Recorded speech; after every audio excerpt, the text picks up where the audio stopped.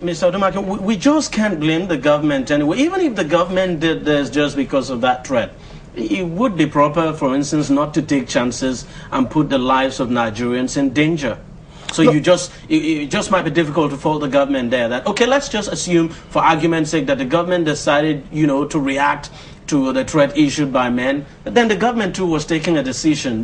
The government did not want to put the lives of Nigerians in danger. Remember the number of people who died during the blast last year, during the independence anniversary last year. Innocent people who had no connections at all to the government that died. So the government was just taking an action to prevent the loss of lives. No, but it's one thing for you to piss on my head.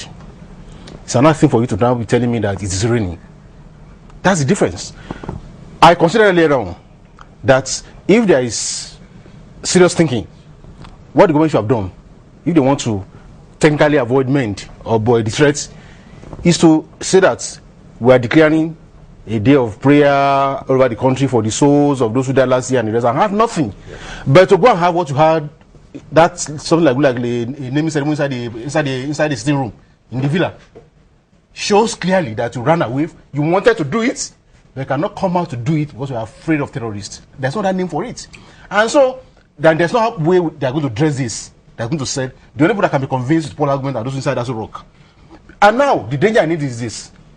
If a terrorist group tomorrow now issue threats against civilian population somewhere, and the government say, don't worry, will you listen to them? The government that's run away to the villa from Eagle Square on its own day can shock you. And what worries me these days that on BB, on your phone, you start getting messages. People tell you that, oh, armed robbers are operating somewhere. Please avoid the area. It's not called the police.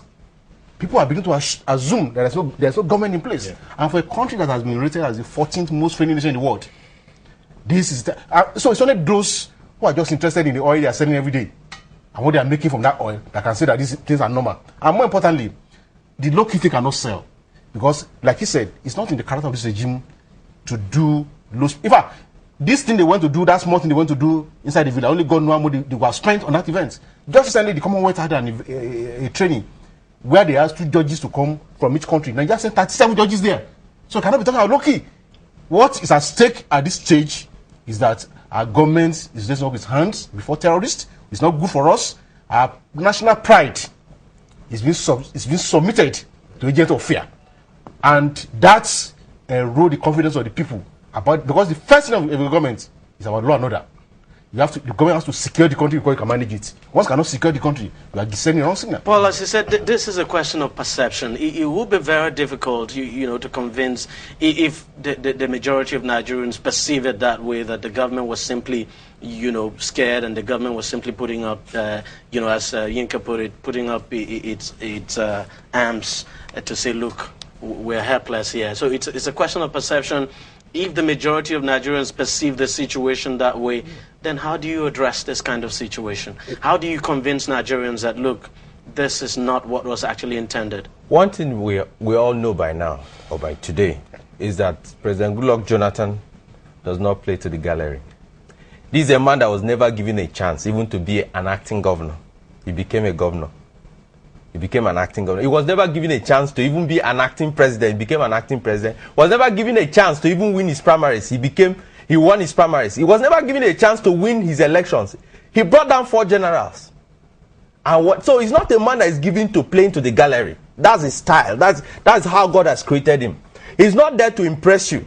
He don't think that these things we said here were not considered. But he's not a man that is given to playing to the gallery or impressing some people or trying to impress some people. But he's a man that thinks through his policies, his decisions. You don't think that, in this case he impressed Boko Haram and No, he wasn't trying to impress anybody, impress Boko Haram or men or those that will perceive him to be weak. He has always been perceived to be weak, but he has always triumphed. He's a man that you never see him coming. I can assure you that he's going to deal with these security issues. He's a man that is given to reason and planning. There's something I need to point out here, which is very important. This is not really about the president per se. We're not. The whole issue here is not looking at what the president should. We're looking at the government itself. It's not as if we're trying to limit this argument to the president. We're looking at the government in totality. And some people would tell you, even for the security agencies in this country, this is some kind of failure. Yeah, he's on on top of, he's the chief security officer of the country and the commander-in-chief of this country. So, as it is now, he has promised the nation. The first thing you hear on Independence Day is the president's speech.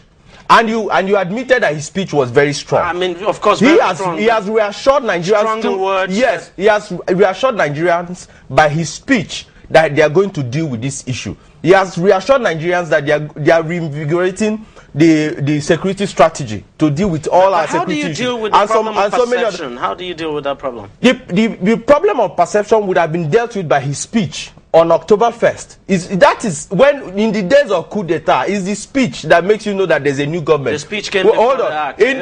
When he became the acting president, it's by the speech that he knew he was the acting president. So his speech on October 1st had done what you were expecting to do by throwing balloons and celebrating at Eagle Square. So the speech would have reassured every Nigerian that, look, the government, the president is on top of this issue. And it's in print. Everybody had, every paper on October 1st had this speech printed. All right, I'm going to come back to you. Chide, I believe by his speech, he has reassured Nigerians that they are not sleeping on this matter. But nevertheless, we are going to have a low-key anniversary, like we've had it in the past. Anyway, even though there was no time we had a low-key anniversary and people were out in the streets dancing. Even though the president did not in his speech say we were going to have a low-key anniversary, but I'm going to come back to you. Let me listen to him. We have had about 51 speeches by presidents, heads of states, and so on in this country.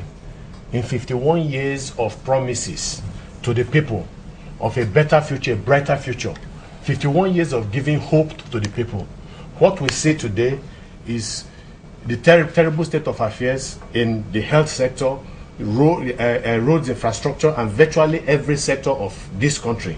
So you have a people that have been dehumanized, a people that have lost a sense of pride and you cannot dignity. blame all of this on the current president anyway. Now we're talking about security issues. Of course we cannot blame him. People would say he's doing his best, and maybe he is. But do not forget that we have had 11, 12 years of so-called unbroken democracy. And the violence that we have seen in this country has never been equaled in the annals of Nigeria. In 12 years of this so-called unbroken democracy, from the Niger Delta militancy, from the issue of Boko Haram, and all the other riotous situations that we have had in this country, and each government, each person that has occupied Aso Rock has always given us assurances that they're on top of the situation and they're going to make sure that perpetrators of heinous crimes are going to be brought to order. Today, this violence is still going on. We are not just talking even about the violence that there's something about violence and democracy in this country. Well, democracy in the third world, democracy has been practiced in Nigeria. We know that what we have is not a democracy. People will tell you we have a civilian government. A civilian government does not necessarily translate to a democratic government. We have seen that all over Africa and parts of the Middle East, where civilians who have never even been in the military ride roughshod over their people. And so this is what all of this is that we're seeing, a manifestation of a state, and we've made this argument here once, of a state in serious and rapid decline, a state that is moving towards the issue, towards a failed state. Even though the president has come out forcefully to say, look, forget it. Disintegration, it's not going to happen. At least not while I'm still president. Well, they say if wishes were horses, the beggars would right. I mean, this is so. It's not about making statements. That is what I'm trying to say. Yeah. We need to be able to walk the talk. Anybody can. That's why people say talk is cheap. Yes, Mr. President has told us this is the direction he wants to take this country. And for some of us who believe in this country, some of us who desire that this country will take its place in the pride of among all the other nations that are doing well, want to believe that this president can deliver on the promises that he has made to the Nigerian people. But we have seen too much not to just be hoodwinked.